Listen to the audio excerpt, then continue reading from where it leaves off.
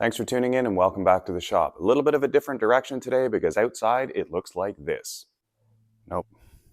I don't like it at all. And unfortunately, my little diesel heater that I use to supplement the heat in my shop has decided to pack it in. If anybody knows what that's saying, put it in the comments down below.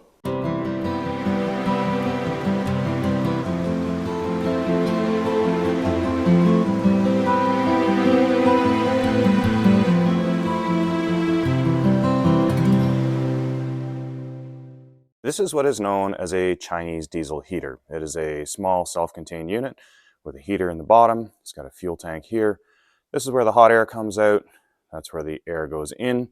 And down underneath, you can't really see it, I have an exhaust that goes out through the wall to the outside of the shop.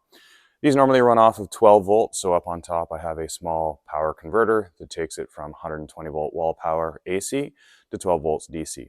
I've been running this for a few years in the shop, and recently it decided that it wasn't going to start. With the heater off the wall, let's pull the red case off so we can take a look at the components inside.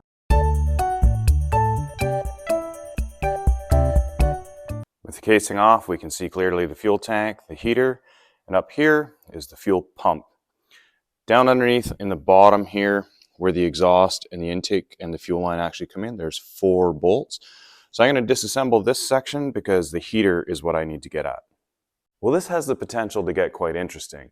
Although they made it very easy to take the outer casing off just by having a couple of clips, the fuel tank is held in by nothing.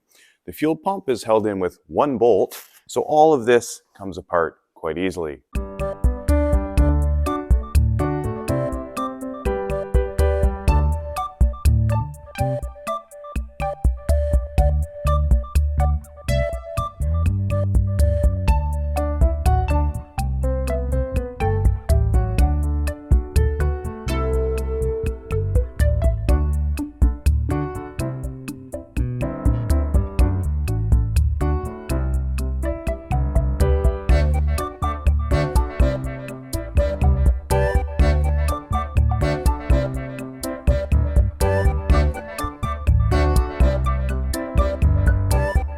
Sometimes in the process of disassembly, you make a nice discovery. And what I've found is that I thought this bracket was riveted in, where in fact, it's a bracket that's riveted in to hold the shelf.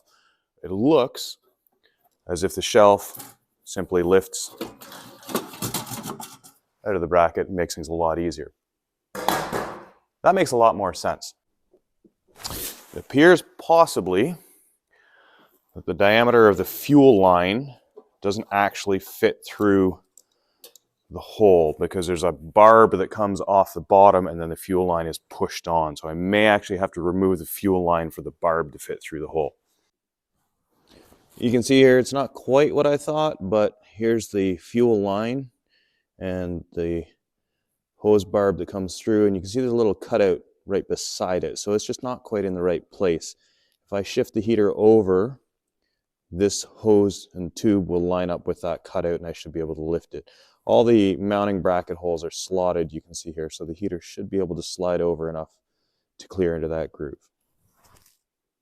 I managed to free up the gasket on the base using a putty knife, but if you're trying to do this on the road and you don't have a putty knife, I'm sure a butter knife would work just as well. But I still can't get the heater to shift in its mount enough to clear the fuel line, so I'm just going to remove the fuel line. Not a big deal, they're just push-on fittings. I have put a bit of an absorber down underneath because there is still a bit of fuel in there.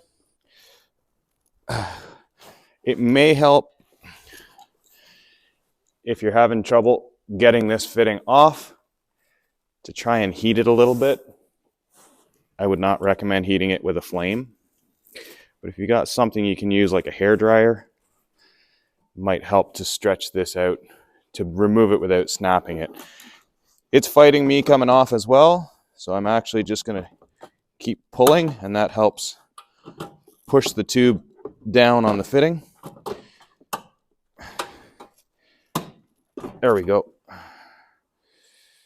Nice face full of fuel. That stinks. Okay, so the tube is off the bottom. I'm going to grab another paper towel before I go any further. Fuel line removed, should be nothing left holding us in place. It should come straight up and out of the housing. All right, get rid of the housing. Now, we can actually get into the heater.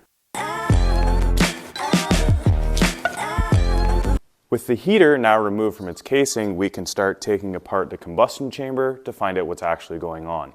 I'm pretty sure I know what's happened inside here. It's probably all sooted up, and I don't think that's any fault of the heater itself, more the guy that's pouring the fuel into it.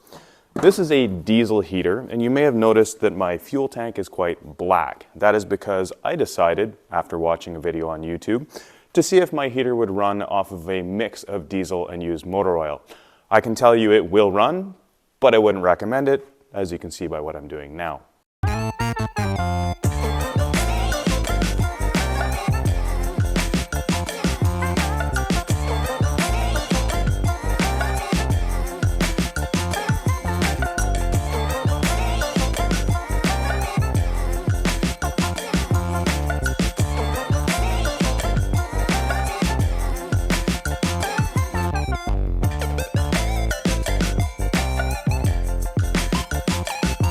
Now that we've taken apart the burner and combustion chamber, we can take a look down inside the burner, and I think you'll agree that shouldn't be there. Now that big lump of goop is on the bottom, so when the fuel's coming up here, coming into the combustion chamber and trying to burn, that is blocking both airflow because the air is drawn through the backside of the combustion chamber.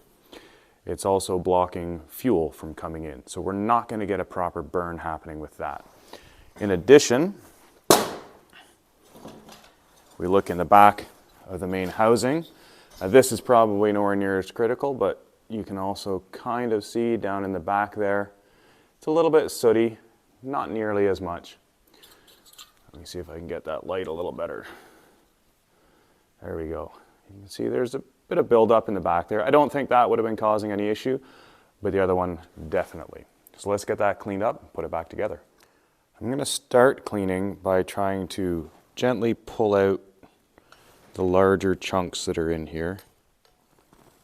And that is definitely sooty, ashy, blocking flow material. A little bit oily also. I'm definitely not going to be able to get every chunk of this out this way. That's really hard to see. But that's got the main chunk of it out. Next I'm going to hit this with a little bit of brake cleaner and see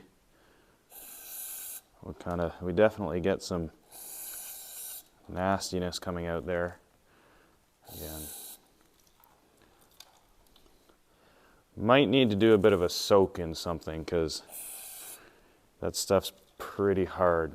I'm also going to put a little bit down through the intake. And it's definitely having an effect, but we're not quite there yet.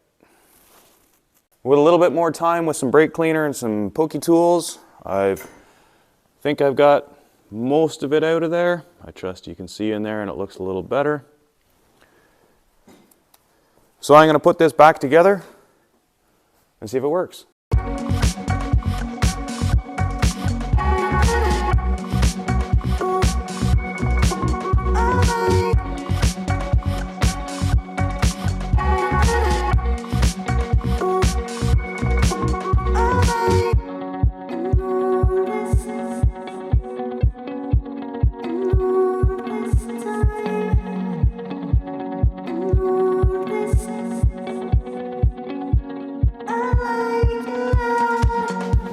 All that's left to do now is put it back on the mount, hook the exhaust up, hook the power up, see if it fires up.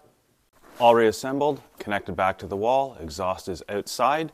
Fuel, well, you may notice I still have the same stuff in there. And I'm going to try running this half tank that I have left, and then for fun, take it apart again and see how much it's coked up on the inside.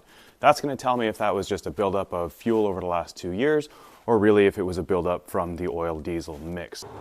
Well, as you can hear, the fuel pump is clicking away, the burner chamber is going, the fan's running, and I've got hot air coming out of the pipe. So it looks like we got it resolved. I'm going to ask that you do one thing if you have one of these heaters, or if you service one of these heaters. Make sure you have a working carbon monoxide detector. These units use combustion and they create carbon monoxide. The carbon monoxide is supposed to go out through the exhaust, but if you've taken it apart and serviced it, or you've got a seal that's going bad, it's entirely possible to have CO coming in through the fresh air side. This is the heater running. This is the air coming out. I'm simply going to put this detector right in the airstream and hold it there 30 seconds to a minute, and I should not get any reaction from this carbon monoxide alarm. If you do, don't run the heater. You don't want to be breathing in carbon monoxide. You cannot smell it, you will not realize that you're breathing it, and it's not worth dying for. Make sure you have a carbon monoxide detector if you're using any form of combustion for heat. I hope you enjoyed that video, and if you did, maybe give us a thumbs up. If you've got any questions, throw a comment in the section down below and I'll do what I can to answer it.